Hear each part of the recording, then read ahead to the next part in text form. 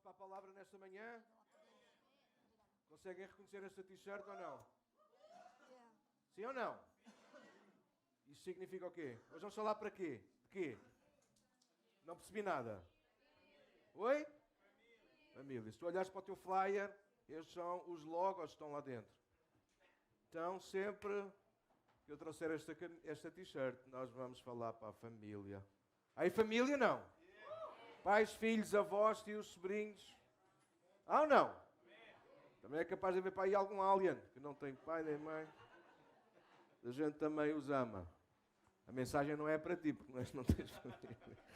Ok, vamos juntos. Esta manhã eu decidi juntamente com o Senhor, entendam, não é? Mas eu decidi partilhar sobre fé, e eu sou alguém que falo muitas vezes sobre fé, numa de nós buscarmos de Deus e recebermos de Deus, mas a fé tem sido, de facto, um conceito para mim muito mais profundo e importante do que apenas alguma coisa que nós usamos para alcançar. Então hoje eu quero falar-vos para a família, sejam pais, avós, filhos, tios, e vermos a fé como um legado. Então os textos que eu escolhi, vocês vão ver, em 2 Timóteo, capítulo 1. Capítulo 1, verso 3 a 5. Dia despeça alguém. Dá para pôr a música, tem que dizer tudo, não é? É que depois quando olham para mim ainda me reviram os olhos e eu não gosto. Quando eu tenho razão, claro. Quando eu não tenho razão, a gente fica na boa, né? Agora eu tenho que estar a tentar pensar em tudo. Deixem-me fazer este abafo também. Eu estou a falar sozinho agora. Tenho que pensar em tudo e eu fico bem irritado, Senhor. Então tens que me ajudar. Ajudando os outros a ajudarem-me a mim. Obrigado. Amém. Pronto. Ok. Então, 2 Timóteo, capítulo 1, verso 3 a 5, diz: Dou graças, é Paulo a escrever para Timóteo. Uau. Dou graças por ti ao Deus que sirvo com a consciência limpa, como serviram os meus antepassados, ou aqueles que vieram antes de mim. Sempre me lembro de ti em minhas orações, noite e dia. Quero muito rever-te, pois lembro-me das tuas lágrimas. Abre parênteses, provavelmente na despedida, a última vez que Paulo e Timóteo estiveram juntos, fecha parênteses. Nosso reencontro me encherá de alegria. Verso 5, olha isto. Lembro-me da tua fé sincera, como era a da tua avó Lloyd e da tua mãe Eunice. E sei que em ti essa mesma fé continua firme. Uau! Então temos aqui, de facto, Paulo a escrever e a falar sobre um legado, alguma coisa que passou, neste caso, da avó para a mãe e chegou a Timóteo, certo? Quantos já tinham ouvido falar de Timóteo? O segredo na vida de Timóteo foi, de facto, ter uma família consistente. Não perfeita, e nós vamos ver isso esta manhã, mas uma família que foi consistente nas coisas que deveriam ser consistentes. Claro que a família não é tudo na nossa resposta à fé, mas a conclusão desta manhã vai ser muito isso. A forma como eu viver a minha fé vai abrir maiores possibilidades aos meus filhos, sejam eles físicos ou biológicos ou da fé, ou gente que nos rodeia, do que se eu viver uma fé desmazelada, fraca, sem interesse. Quanto mais firme eu for na minha fé, maior é a possibilidade daqueles que estão à minha volta, sobretudo os diretamente que Deus me encarregou, neste caso as minhas filhas, as pessoas que estão perto de mim, as minhas ovelhas, sou pastor de uma igreja. Então, quanto mais firme eu viver a minha fé, não é que eu mude a vossa vida, mas ofereço, como ouvimos esta manhã ao Ministério agora, ofereço ferramentas de fé para que vocês vivam também assim. O texto que nós estamos a ler é isso. Paulo está a dizer, eu lembro-me da tua fé, mas eu lembro de onde vem a tua fé. Eu lembro da fé da tua avó e lembro-me da fé da tua mãe. E esse mesmo tipo de fé está também em ti. Uau! Deixa-me fazer uma pergunta para começar. Não gostaríamos que fosse escrito o mesmo acerca de nós e da nossa família? Uau, que fraqueza! Meu pai! Estão doentes ou quê? Estão com Covid ou quê? Eu sei que, infelizmente, se calhar nós precisamos desmontar isso esta manhã. Vou ser duro, só por causa da vossa resposta agora chatearam. Não puseram música quando eu quero. Não me respondem como eu quero, eu fico chateado. Pois. É um facto. Você sabe qual é o nosso problema? É que nós preferimos ter uma conta bancária cheia de dinheiro para deixar aos nossos filhos.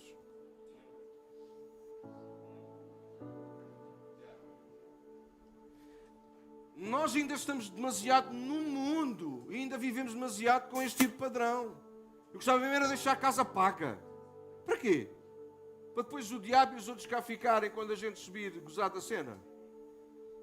Se há coisa que nós precisamos deixar como legado é a fé, é a nossa relação com Deus. Ouçam, se nós formos fracos na relação com Deus, podemos deixar uma conta bancária cheia de euros, de dólares ou daquilo que vocês quiserem lá pôr. Podemos deixar casas pagas, carros novos pagos. Mas se nós não conseguimos viver uma fé que honra o Senhor e seja o suficientemente forte para influenciar os nossos filhos, então a nossa vida é uma miséria e nós vamos deixar uma miséria.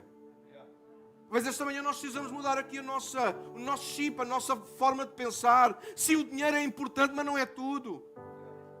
Casas são importantes, mas não é tudo, igreja. O mais importante que nós podemos desenvolver ao longo da nossa vida não é a conta bancária, não é o quanto nós entendemos agora das bitcoins e todas essas coisas, mas é de facto o tipo de fé, de relacionamento que nós estamos a viver com Deus, porque é isso que salva, é isso que oferece a possibilidade aos nossos eles poderem ser homens e mulheres de Deus. Não vai ser o dinheiro. Então esquece isso. Esquece isso. Jesus ensinou, não ajuntem tesouros. Não consigo ouvir, vocês hoje estão mudos ou sou eu? Também estou a ficar surdo, é verdade. O que é que Jesus disse? Não ajuntem tesouros na terra, onde a traça e a ferrugem consomem, destroem, arruinam, mas ajuntem tesouros no céu. Como é que a gente ajunta tesouros no céu? Pastor, fazendo boas obras? Não! Nós ajuntamos tesouros no céu na medida em que nós conseguimos alcançar outros para Cristo. O maior tesouro que vai estar no céu, o maior é Cristo. Os tesourinhos que vão estar no céu somos nós. O maior tesouro do céu não são as pedras com cravadas de pedras preciosas, nem as ruas de ouro, nem o mar de cristal. O tesouro na glória, o maior tesouro na glória é Cristo. Mas os tesourinhos vamos ser nós. Tudo o resto tem muito menor valor. E quando nós mudamos a nossa mentalidade, nós vamos entender isso. Já mudei a mensagem, e agora? Meta zeros outra vez. Vocês chateiam-me. Estás. Hoje quero ensinar acerca da fé como um legado. O legado é literalmente aquilo que alguém passa ou deixa a outro como uma herança. Neste caso e noutros idênticos, ou seja, sobre a fé, sendo a fé alguma coisa que não se pode armazenar, quantificar, encaixotar ou colocar numa conta bancária, com o legado de fé eu quero enfatizar hoje aqui, esta manhã, uma herança que não é física, nem é genética, nem vem por ADN. A fé não vem por essas coisas. Então, por isso mesmo, a forma como eu vou viver a minha fé, o meu relacionamento com Deus, tem que ser mais trabalhado, tem que ser intencional na forma e a expressão da vida e na vida e jamais deixada para o acaso, desprezo ou irresponsabilidade. A coisa mais importante que eu vivo é a minha fé. Eu posso tentar mostrar às minhas filhas que sou o melhor condutor do mundo. Mas vai chegar um momento em que eu vou ser ultrapassado por elas. Eu posso tentar mostrar às minhas filhas que hoje, enquanto homem lá na casa, eu sou pró a fazer montagens de coisas e desmontagens. É mais as desmontagens. Tentar arranjar eletrodomésticos, não tem arranjo, mas a gente tenta, enfim. Eu posso tentar uma série de coisas onde vou tentar provar em que sou realmente bom. Mas se eu falhar na demonstração, na vida da minha fé diária, então eu falhei em tudo o resto. O melhor que eu posso passar às minhas filhas como legado é como ser um homem de Deus. O melhor que tu podes fazer com a tua vida é isso mesmo, é tornares a tua fé não apenas alguma coisa esporádica, meio abstrata, mas tornar alguma coisa muito evidente, de forma a tu não te envergonhares e a conseguires influenciar os outros a desejarem ter a tua fé. Eu não tenho tempo para explorar isso, mas Paulo vai ao cúmulo. Se nós fôssemos explorar melhor este texto que lemos, mas eu tenho que avançar. É que Paulo é como se Paulo estivesse a dizer, eu amo o teu tipo de fé. É como se Paulo, o apóstolo Paulo, o pai espiritual deste homem, deste menino, deste jovem chamado Timóteo, ele está a dizer, eu gostava de ter esse tipo de fé. Eu não sei se vocês estão a atingir, mas a fé de Timóteo não é uma fé perfeita, mas é uma fé evidente, é uma fé madura e é uma fé experimentada e vivida. Uau! E não é fruto do acaso, é fruto da avoloide e da maionese. E a pergunta é, aos avós, aos pais e até nós filhos, o que é que nós estamos a fazer com a fé? Como é que nós estamos a viver a nossa experiência de fé? Como é que nós estamos a fazer? Nós estamos a fazê-la crescer? Nós estamos a multiplicá-la? Ou nós estamos apenas a dar desculpas para dizer não consigo mais? Nós precisamos de desenvolver a nossa fé, de forma a que ela se torne um legado. A fé tem que ser um legado. A fé é nossa, é minha. As minhas filhas terão a oportunidade delas fazerem as escolhas delas na fé, mas é minha responsabilidade viver a fé de tal maneira que ela se torne um legado, uma herança. Talvez um dia elas possam dizer, meu pai não me deixou um carro de jeito, comprou-me um charuto. Meu pai nunca me conseguiu deixar uma casa paga. Mas o meu pai deixou-me um legado de fé. Eu lembro das orações do meu pai, eu lembro-me daquilo que ele vivia. Esse é o maior legado que nós podemos partilhar com os nossos filhos e com aqueles que nos cercam. Então, nesta manhã, essa é a exortação de Deus para nós. A palavra fé que surge aqui em muitos textos do Novo Testamento, no grego é a palavra pistis, e ela é importante por causa disso, que ela significa três coisas, ou as três coisas em conjunto, que é fé, crer ou confiar. Porque é que é importante trazer isto? Não é uma questão só de acreditar, é uma questão de desenvolver a fé. Eu tenho fé para passar a crer, mas eu não apenas fico no crer, eu agora quero aprender a confiar. E o legado que nós passamos não é apenas essa fé de fezada, que é, tu tens que acreditar em Deus. Isso a Bíblia até vai dizer, Paulo ensina, isso até os demónios conseguem fazer. Só que eles não desenvolveram a fé deles, como nós temos a possibilidade de o fazer, a obrigação de fazer, de desenvolver a nossa fé, de passarmos apenas para acreditar, de termos fé, eu acredito, amém, isso é bom, mas esse é apenas o ponto de partida. Nós precisamos de desenvolver a nossa fé até amadurecê-la e nos tornarmos gente que confia, uma nota que esta é importante, gente que confia e que se torna de confiança aos olhos de Deus. A fé genuína, a fé honesta e madura é uma fé que não apenas confia em Deus em tudo, mas através da qual Deus nos confia tudo também. Quando tu lês Hebreus 11, é desse tipo de fé que a Bíblia está a falar. Não de pessoas perfeitas, nem de fé perfeita, mas de pessoas que alcançaram isso tudo. E por isso todos os versículos começam a dizer pela fé, pela fé, pela fé. E a palavra é essa. Por confiança em Deus, porque eles colocaram confiança em Deus, Deus confiou neles. Então a nossa fé ela tem que amadurecer para aí. Eu creio que a fé não é moeda de troca. Ou seja, nós não usamos a fé com Deus com o intuito de nós recebermos algumas coisas. Isso é tentar viver da fé. E há muita gente que tenta viver da fé. E o problema de tentar viver da fé é esse mesmo. É a gente usar a fé como moeda de troca. A gente até tem fé para crer que Deus faz um milagre, mas a gente não tem fé para crer que Deus nos pode usar tal e qual como nós estamos.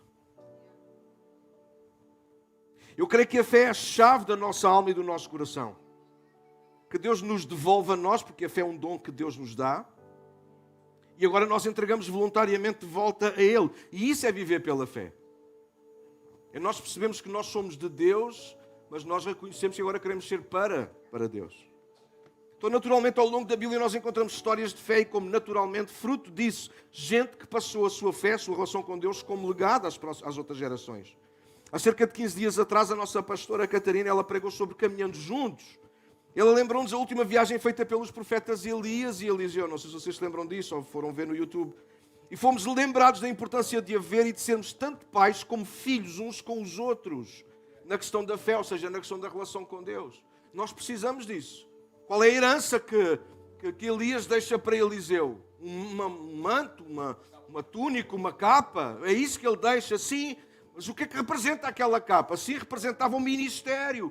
Que imediatamente Eliseu abraçou quando apanhou aquela capa e começou a viver de acordo com aquilo que sabia que era de Deus para a vida dele. O que mais Elias passou para Eliseu? Uma casa, um carro?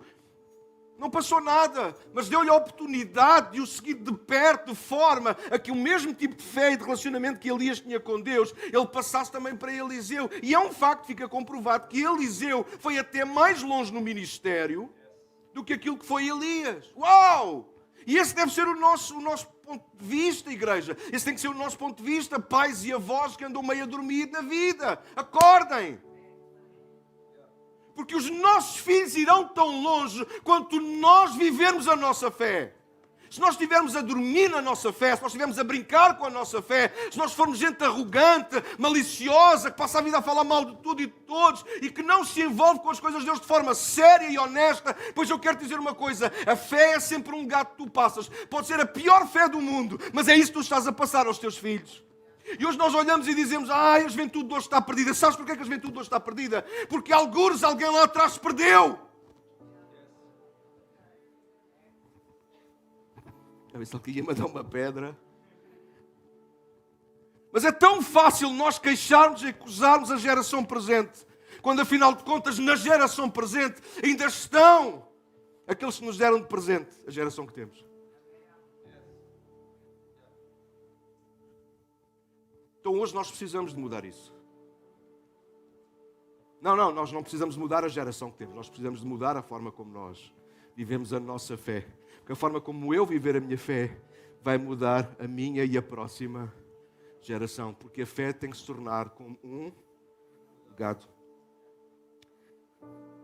Neste texto que nós lemos, nós podemos ver a fé como legado em Paulo e em Timóteo. Paulo diz que está feliz, está alegre e que está a viver ou quer viver, está a servir ao Deus de uma consciência limpa, como serviram quem? Os do passado. É isso ou não? Paulo tem referências na sua vida. E a seguir ele vai buscar o texto, nós lemos o verso 5, certo? Em que ele vai falar sobre a avó e a mãe. Timóteo, interessante como Paulo assume que ele está no ministério, ele está a servir a Deus, é verdade que teve um encontro com Jesus no caminho para Damasco. Mas Paulo, depois dos seus olhos serem abertos, se tornar um homem de Deus a sério, ele consegue assumir que ele é o que é, fruto daquilo que outros foram no passado. É Paulo que vai chamar a Abraão o pai da fé. É interessante. Diz, é por inspiração, certo. Mas Paulo sabe aquilo que está a escrever. Paulo está a escrever com vontade própria. Paulo está a falar dos seus antepassados. Paulo vai até o Abraão e ele chama-lhe pai da fé. Paulo não está só a ensinar a igreja quando está a escrever as cartas. Paulo está a escrever da sua experiência pessoal. O que para nós se tornou ensino agora. Mas quando Paulo está a escrever, ele está a escrever não apenas... Ele não está, eu vou ensinar-me bué aqui igreja, Paulo. Não, ele está a escrever daquilo que ele próprio está a experimentar. Dos exemplos que ele está a conseguir reter. Ele está a lembrar-se do Abraão. Lembra-se da história de Abraão. Uau, eu também me lembro. Então a fé dele foi disto. Ele creu antes que houvesse isto. Uau, e Paulo está a dizer, é dessa forma que eu creio também. Quando ele está a escrever aos Romanos, ele está a fazer a mesma coisa. Então Paulo tem referências na sua fé. Paulo é o que é por causa das referências na sua vida. Família, nós precisamos de aprender isto. Os nossos filhos, ou pode ser o contrário, porque infelizmente, ou não, às vezes tem que ser o contrário. Infelizmente, às vezes há pais que se perdem e louvados seja Deus que há filhos que se encontram. Mas ouçam, que em família haja referências de fé, haja gente a passar legados. Daniel, mas isso não é contra a natura, não é os pais que deixam o legado aos filhos. Isso é o que é natural. Mas ouçam, nós estamos a falar de igreja, e a igreja nós não estamos a falar daquilo que é natural, nós estamos a falar daquilo que é sobrenatural. E se houver aqui filhos que têm que levar a vossa fé, a vossa postura com Deus, a vossa relação com Deus para a vossa casa, levem-no, por favor. E mudem o ambiente, mudem o coração dos vossos pais. Porque a profecia, o Antigo Testamento termina precisamente a dizer isso, que havia de vir um que iria converter o coração dos pais aos filhos e dos filhos aos pais. Deus não está refém das nossas naturalidades. Deus faz como lhe aprouver. Deus faz onde há disponibilidade para que Ele se possa mover e fazer. Então eu creio nisto. A forma como os pais vivem a fé, ou seja, a relação com Deus e com o reino, é o maior e melhor legado que passarão aos seus filhos. Sejam eles biológicos, sejam eles da fé.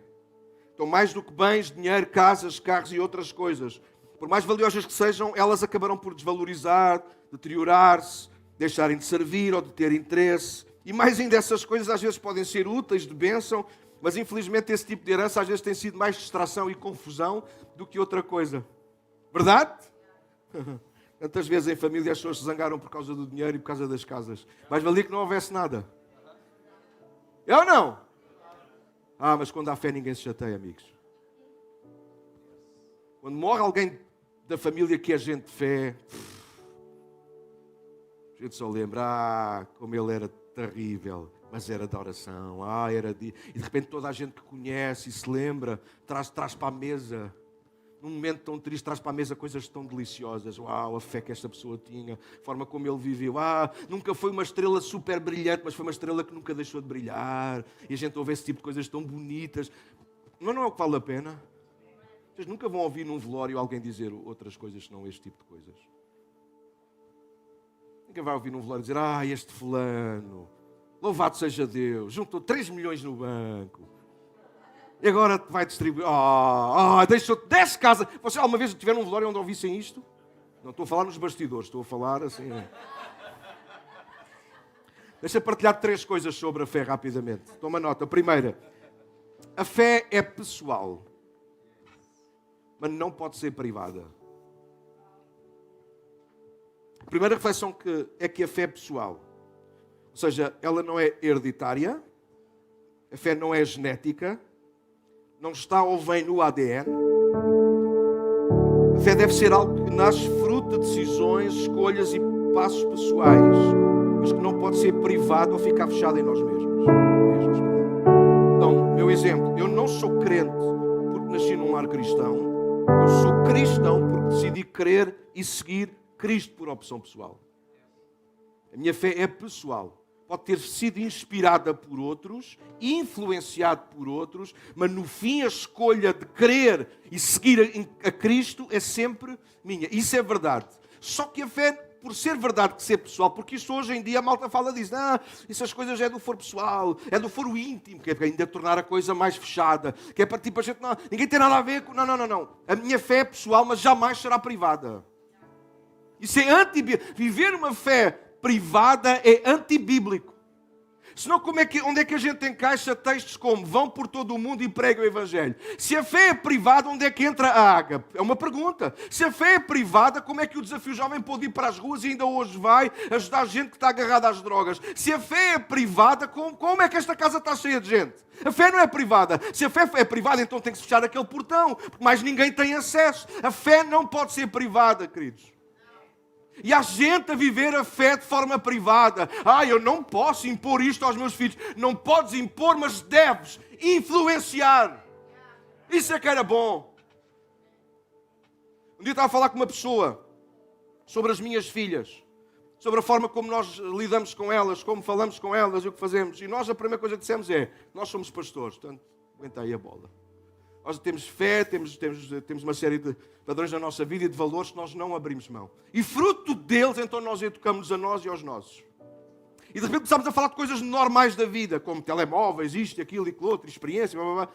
E a pessoa quase nos quis corrigir para dizer, mas sabe, mas isso é normal. Eu disse, olha para a senhora e disse sim.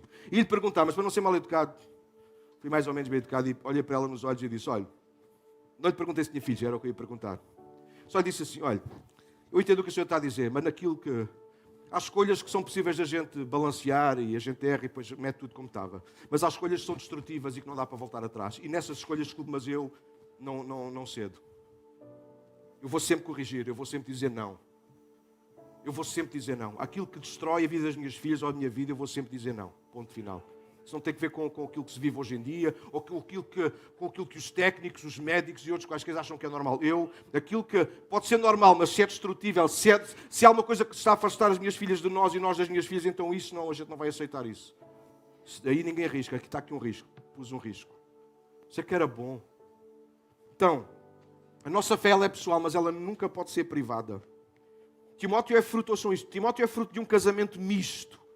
Ou seja, a mãe é judia, com tradições, passado, ensino e religião próprios, e o pai é grego, com uma bagagem totalmente diferente de vida. O texto de Lucas, em Atos 16, não nos diz se o pai Timóteo se havia convertido a Cristo ou não, apenas que ele era grego. Talvez e apenas talvez não fosse convertido ou ainda não, e por isso Paulo lembra a postura, a escolha e determinação da fé da avó e também da mãe, sem mencionar o pai. Mas o que eu quero destacar para nós neste ponto é que, independentemente da nossa árvore genealógica, a fé, a nossa relação com Deus, será sempre no final uma decisão nossa, pessoal. Eu posso dizer, mas o meu pai ou a minha mãe, eles... a minha igreja, isto ou aquilo, certo. E as tuas desculpas terão o valor que tiverem. Mas no final tu és responsável pela tua própria fé, pela tua própria relação com Deus, independentemente do ambiente em que tu estás a viver. Timóteo fala-nos um bocadinho acerca disso. Imaginem isso, a mãe passa-lhe esta herança de fé, do Deus verdadeiro, do Deus que guiou um povo por um deserto. Mas, por exemplo, se o pai é grego, a história que ele traz para a família é outra. Eles acreditavam num número muito grande. Oi? Alô? Num número muito grande de deuses. Uma série de ideias. Para além dos deuses, os gregos são conhecidos por filosofar. É daí que vem o rap, não é mentira. Eles estavam sempre a discorrer sobre alguma coisa. Sim, é verdade, hoje as nossas igrejas são muito uma mistura de tanta coisa. Que Deus nos guarde e nos ajude. Mas é um facto. Timóteo tinha tudo para dizer o quê? Eu não sei. Olha, nem vou para o lado da minha mãe, nem vou para o lado do meu pai. Vou seguir o meu próprio caminho. Otário, ia-se esbardalhar na próxima oportunidade. Mas a história, aquilo que a Bíblia vai dizer é que não. Timóteo teve a influência do pai e da mãe. Ele escolheu a influência da mãe. Ou neste caso, ele teve a influência provavelmente divina. Teve algum encontro com o Senhor. Ele cresceu na fé, porque é isso que Paulo vai falar sobre ele. É isso que Atos vai dizer sobre ele. Timóteo conseguiu construir uma reputação enorme em duas localidades vizinhas onde eles moravam. Toda a gente o respeitava imenso, porque a decisão pessoal de Timóteo foi: eu vou crescer na minha fé com Deus. Independentemente até daquilo que a minha mãe me passa, das histórias que eu ouvi, ou aquilo que o meu pai me passa, eu vou construir agora a minha história com Deus. Então a nossa fé ela é sempre pessoal, mas não pode ser privada. Nesta segunda carta, Paulo escreve para encorajar Timóteo, porque Timóteo está a perder a chama. Os versículos a seguir é o que vai dizer: então não deixes morrer a chama que há em ti. Tu recebeste o ministério, homem. Eu impus-te as mãos, outros homens puseram as mãos sobre ti. Nós acreditamos tanto no potencial de Deus. Não desistas, porquê? Porque Timóteo está a ficar abafado, no meio de muitas vozes, no meio de muitas histórias, no meio de muitos falsos ensinadores, de gente na igreja que quer liderar sem ser líder. E de repente Timóteo diz: o melhor é baixar os braços e deixar a coisa ir. E Paulo escreve e diz: amigo, eu lembro-me da tua fé sincera, da tua fé sem hipocrisia. A palavra no grego tal é tão giro. Então é sem hipocrisia. Tu és bem honesto, rapaz.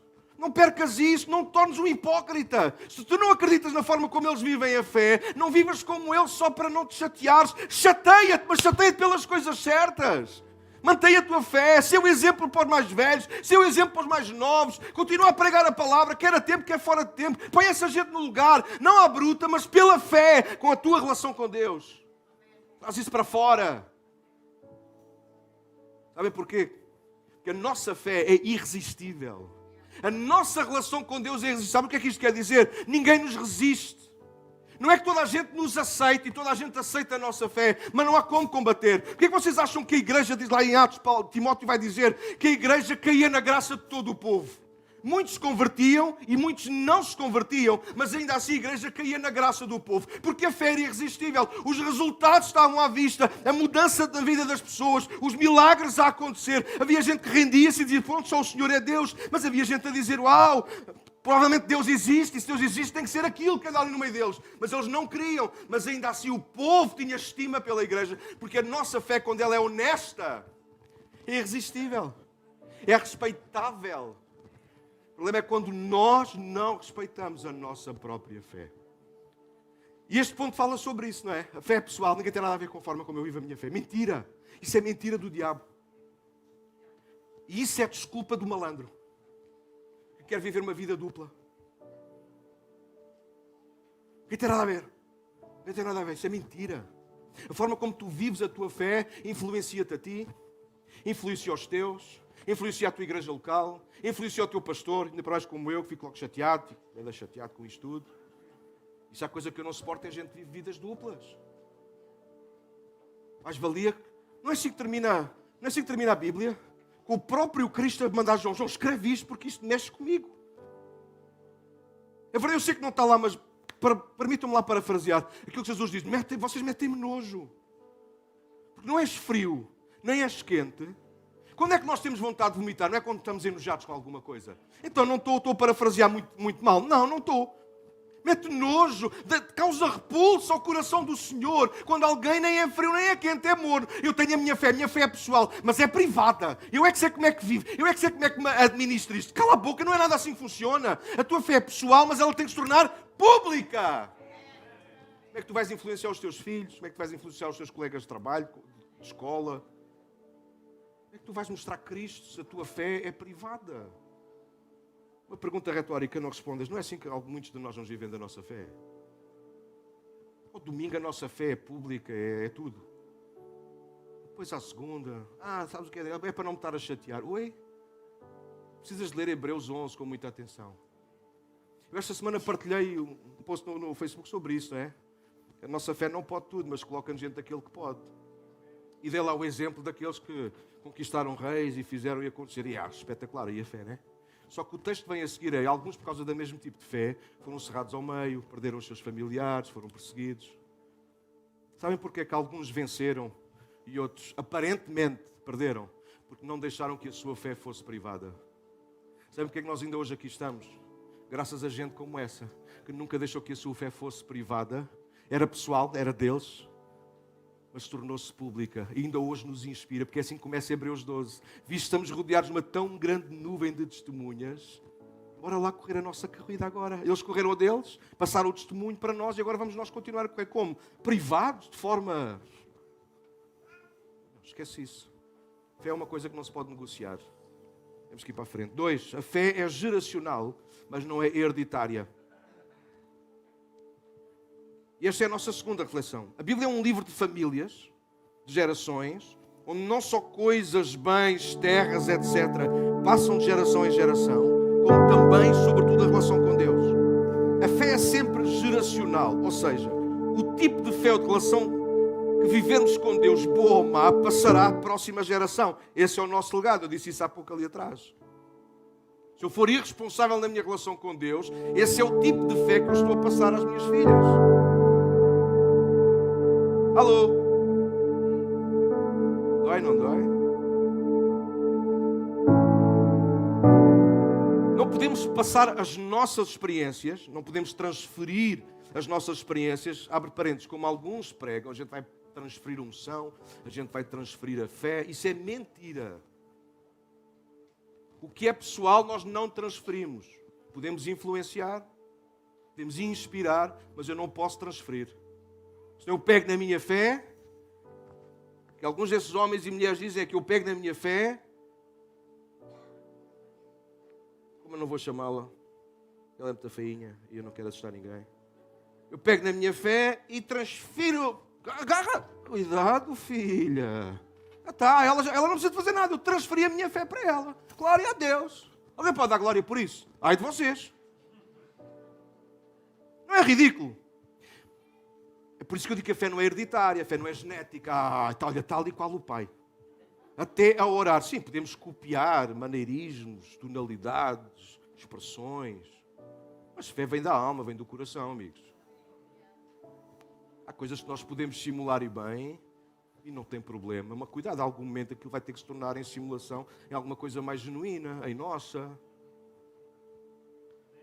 Há muita coisa que é genético, no feitio, na personalidade, na fisionomia. Mas na fé não. A relação com Deus não é genético. E ainda bem. E ainda bem. Porque no bom, glória a Deus. Até e no mau. Estou e no mau. Imaginem. Eu sou pastor. As minhas filhas têm a vidinha delas orientadas. Então o pai é pastor, elas estão bem na vida espiritual para o resto da vida. É genético. Não é não. Sabem porque é que não é genético? O meu pai não é pastor. Como diz um pastor amiga, eu não tenho pedigree. E não tenho problema nenhum com os meus queridos colegas e amigos cujos pais já estavam no ministério e eram pastores. Não.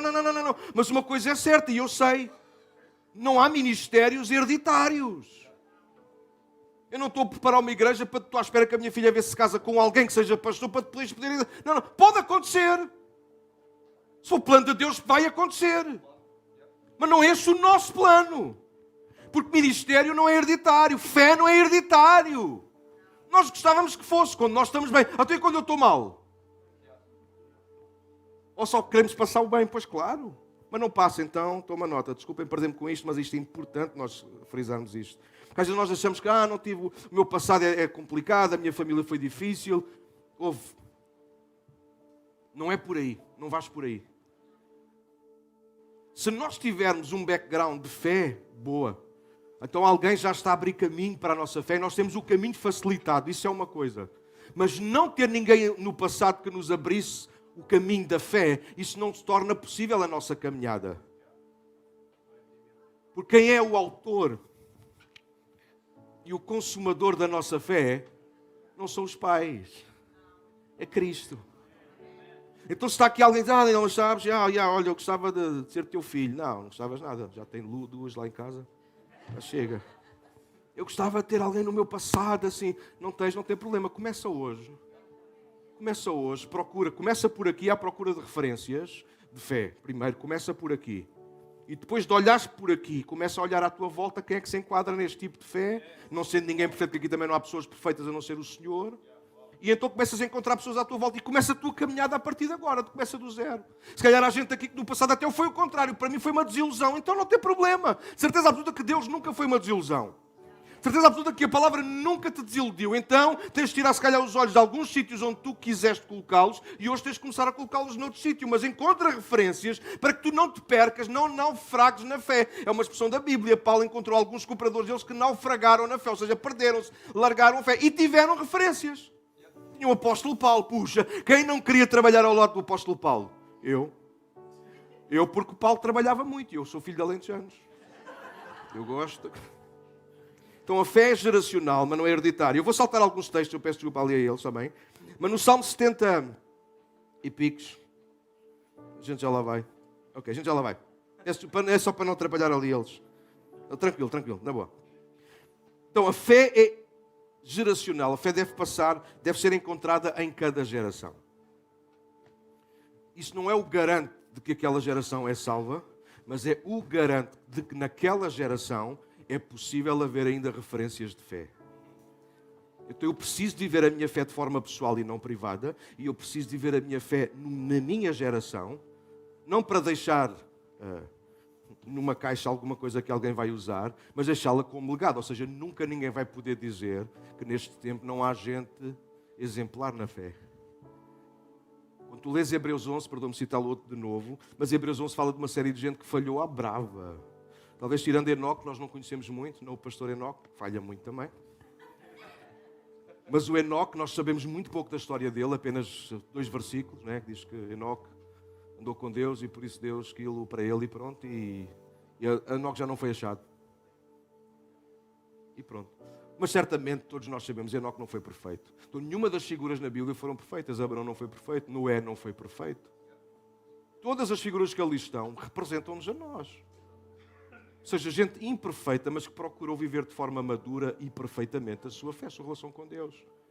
Então a fé tem que ser geracional. Ou seja, o que é que Hebreus 11 também nos ensina? Que a fé, em todas as gerações, nós encontramos exemplos de fé. Então nós precisamos, do nosso tempo, mais do que apenas encontrar, nos tornarmos em exemplos de fé. A nossa geração tem que ter exemplos de fé. E antes de nós sairmos por aí afora com a lupa na mão à procura de quem são os exemplos de fé, antes de sair de casa, olha-te bem ao espelho e vê se tu és um exemplo de fé. Porque se tu fores um exemplo de fé, tu já não precisas sair pela porta fora com uma lupa à procura de exemplos de fé. Tu vais estar a ser um exemplo de fé na tua geração. Não sei se isto está a fazer sentido para nós. Eu espero que sim. Para mim fez tanto sentido refletir isto. E deixa-me passar ao último ponto, porque o tempo já era. O último ponto é: a fé é confiança intencional e não uma crença casual.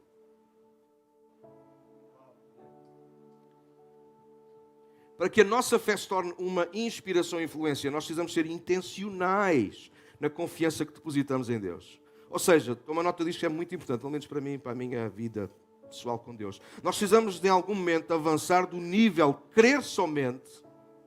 Nós encontramos este tipo de expressão na Bíblia, na boca de Jesus. Precisamos apenas de crer.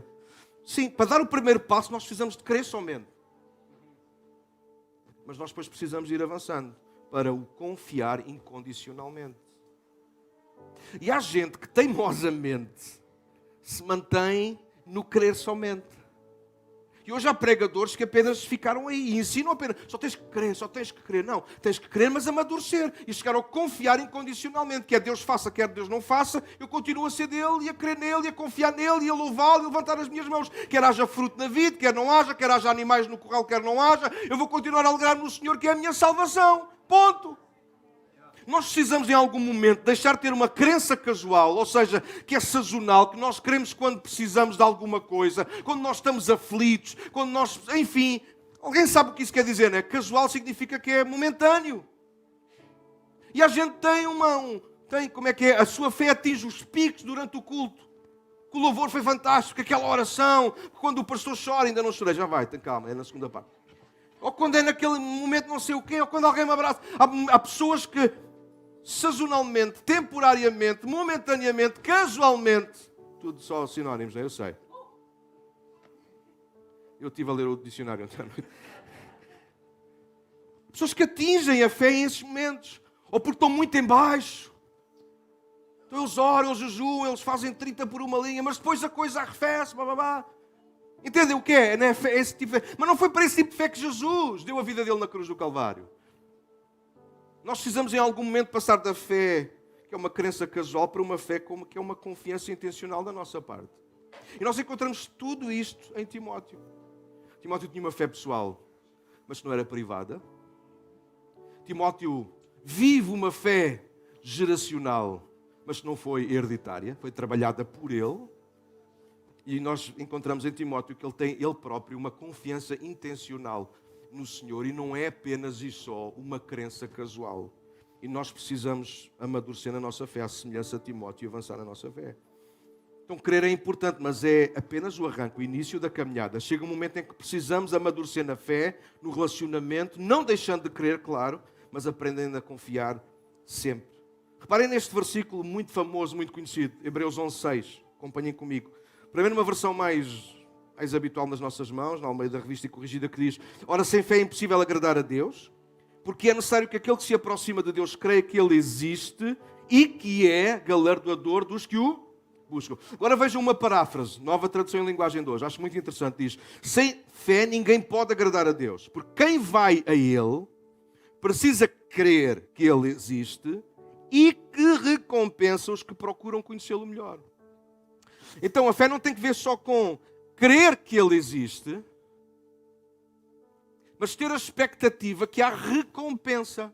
E há gente que consegue crer, mas nunca espera pela recompensa. É aí que se vê os maduros, ou se distingue e se separa os maduros dos imaturos. Os maduros esperam até haver resposta. Os imaturos passam a vida a entrar e a sair. Ou então saem no momento em que a resposta vinha a chegar. Sabe esse tipo de pessoa? Sabe ou não? Sabem os dois malucos que fugiram do hospital? Sabem ou não? Só que eles para fugirem do hospital eles tinham que saltar 100 muros. Estão a ver, não estão? Aí malucos. Aí eles começaram a saltar muros. 1, 2, 3, 10, 20, 30, 40, 50, 90. Ai, aos 95 eles estavam tão cansados. Mas bora. Malucos. Chegaram ao 99, olharam um para o outro. Já está para trás. Amanhã fazemos o próximo. Já está-se a rir, mas é de nós próprios. Gente imatura na fé é assim que vive. Ora. Quando a resposta está para vir a caminho, estou cansado, estou farto de orar, pastor. Eu já orei tanto, mas já tiveste a resposta. Ainda não, então ainda não oraste o suficiente. Gente madura na oração só deixa de orar quando Deus responde, quando Deus trata. No mínimo trata com a pessoa sobre aquele assunto. Alô, há aqui gente madura ou há aqui gente com crença casual que vai, pastor, isto é conforme dá. Deixa eu terminar. Temos que ir embora. E a Ágape tem coisas ali para vos mostrar fantásticas. Quando Jesus falou sobre fé, Ele nunca falou de tamanho nem de quantidade. Quando Jesus falou de fé, Ele nunca falou de tamanho nem de quantidade, mas de qualidade e de vida. Vocês vão se lembrar disto. O exemplo mais famoso é quando Jesus comparou a nossa fé a uma semente de mostarda. Então, lembram-se disso? Mateus 17 fala sobre isso. Então, eu não creio que Jesus o tenha feito para dar ênfase ao tamanho, à aparente insignificância, ao aspecto seco e raquítico que uma semente pode ter. Não sei se vocês já viram uma semente qualquer, ou mesmo do grão de mostarda, eu já vi. Aquilo não faz lembrar nada. Eu creio que Jesus usa a semente por causa do seu potencial. Toma nota disto, por favor. Daquilo que não se vê. Da vida que há no seu interior e que brotará se for lançada à terra. Eu já ouvi pregar muito sobre isso. Provavelmente no passado eu preguei algumas vezes sobre isso e a nossa ênfase era sempre ser pequeno. Não importa se a tua fé é pequena. Jesus não está a falar da pequenez da fé, Jesus está a falar do poder da fé. Então, ouça, só que isto é importante. Se nós ficarmos alimentados pela mensagem que é, não importa se a tua fé é pequena, nós vamos continuar a alimentar uma fé pequena. E nós vamos desculpar-nos na fé que é pequena. E nós vamos esconder-nos atrás de uma fé que é pequena e fraquinha e franzina e nós não conseguimos porque nós somos muito fraquinhos. Mas não é isso que eu não acredito. Não é isso que Jesus está a falar. Ele está a falar de que há alguma coisa que é pequena, porque raramente alguém prega naquilo que essa planta se torna. Ele diz, vai se tornar numa das maiores arbustos em comparação à semente que ela tem. Tão grande que muitos pássaros vêm abrigar e fazer ninho debaixo dela. Então a ênfase não é o tamanho pequeno, mas o poder que há dentro daquela semente. O poder que há na nossa fé colocado na pessoa certa é incalculável. É poderosíssimo. Não porque nós somos poderosos, mas aquele em quem nós confiamos e dedicamos a nossa fé e a nossa afeição. Deus é poderoso, igreja. Deus é capaz. Talvez nós precisemos voltar a passar aqui mais vezes o nosso vídeo em loop. Deus é capaz, Deus ainda é capaz. E a nossa fé não está em homens, em igrejas, sejam elas quais forem. A nossa fé ainda está, o nosso relacionamento ainda é com Deus que é vivo. Um Deus que é capaz de nos fazer passar pelo meio do mar. Um Deus que é capaz de caminhar connosco, nunca sozinhos, pelo deserto afora. Um Deus que é capaz de nos alimentar onde não há nada. Um Deus que é capaz de nos dar água no pior deserto. Um Deus que está sempre connosco. A nossa fé, a nossa relação é com um Deus que morreu pelos nossos pecados, ressuscitou ao terceiro dia, venceu a morte e vai voltar. A nossa fé, igreja, é aí que está. E como família, é aí que nós temos que pôr a nossa fé. E é desta forma que nós temos que viver a nossa fé. João disse que a vitória que vence o mundo ainda é a nossa fé. Estou mesmo a terminar. A estratégia do diabo, toma nota disto. A vós, pais, a estratégia do diabo é fazer que a nossa fé, que a tua fé morra contigo. Vou dizer outra vez, porque isto é muito importante. A estratégia do diabo desde o princípio é fazer com que a tua fé morra contigo. Agora os meus filhos, eles escolhem o que eles quiserem.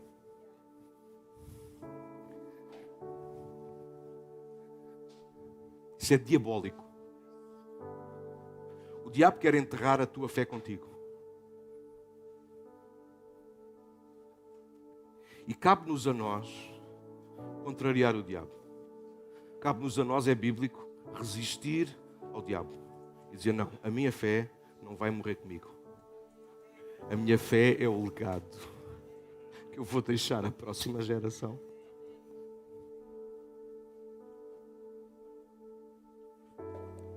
Eu vou ser pastor por mais não sei quantos anos, não faço a mínima ideia.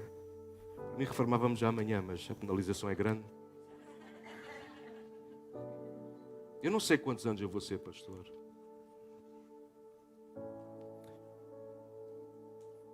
Tive um amigo meu com a minha idade que faleceu este ano. Uma coisa assim. E Deus disse, não, eu amo muito a tua família, eles vão sofrer muito com a tua perca. Mas o céu precisa de ti agora e a gente vai lá entender isso. E a gente quer lá entender isso. Então eu penso, eu não sei quantos anos eu vou ter de vida, mas eu sei o tipo de fé que eu posso viver durante a minha vida.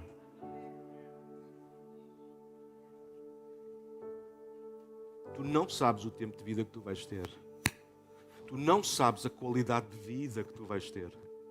Mas tu decides a qualidade de fé que tu vais viver.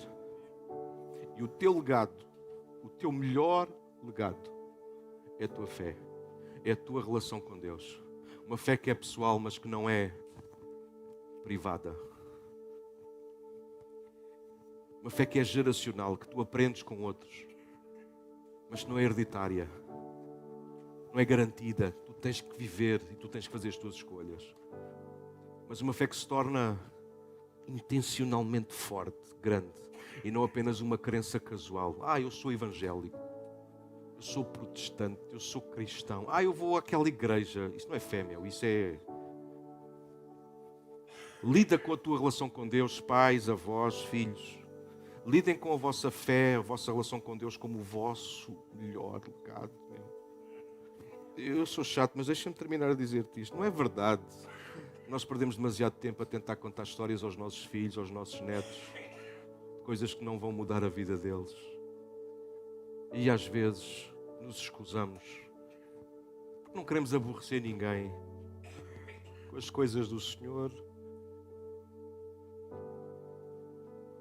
Mas se eles não querem ouvir, mas ouvem.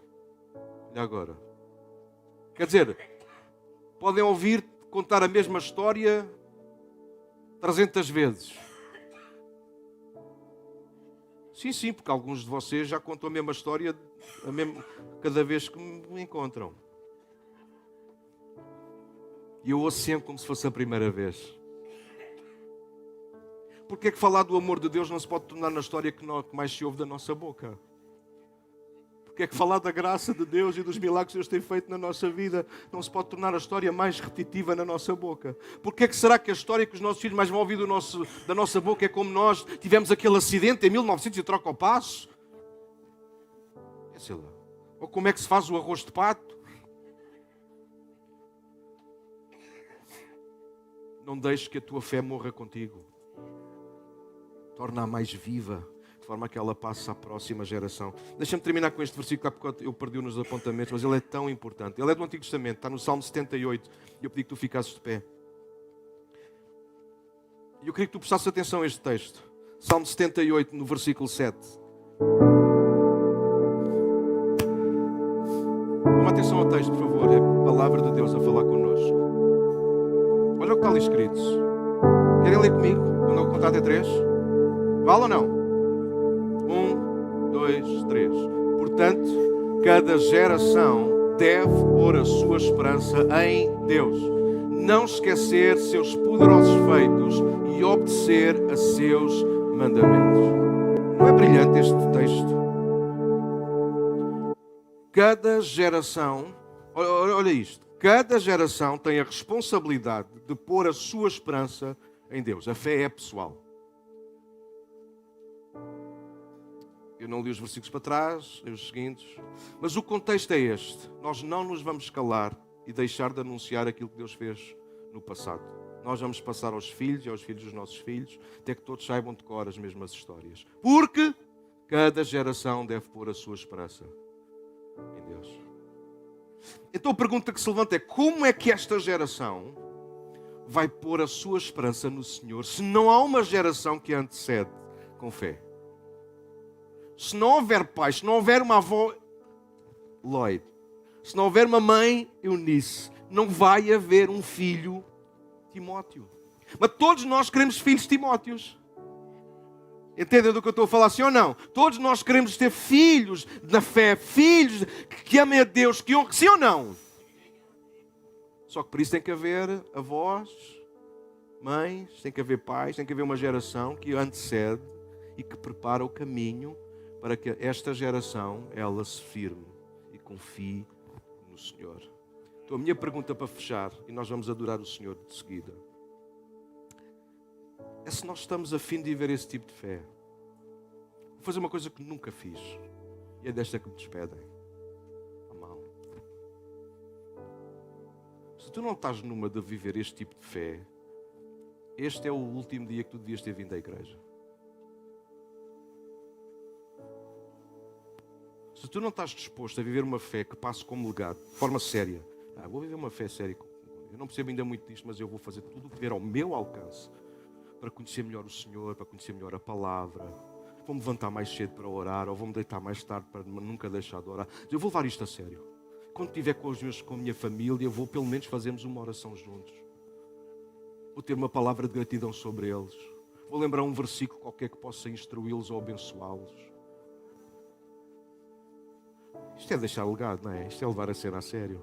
É que se tu não estás numa de fazer isso, se calhar hoje tu deverias ter a coragem de dizer: eu vou-me embora, porque eu não ando aqui a fazer nada. Eu não estou a viver pela fé, eu estou a viver da fé. E isso é tão mau. Porque tu estás a usar a fé apenas como uma moeda de troca, apenas para tu saíres beneficiado. E a fé não é para tu saíres beneficiado. A fé é para tu honrares a Deus e deixares um legado à próxima geração.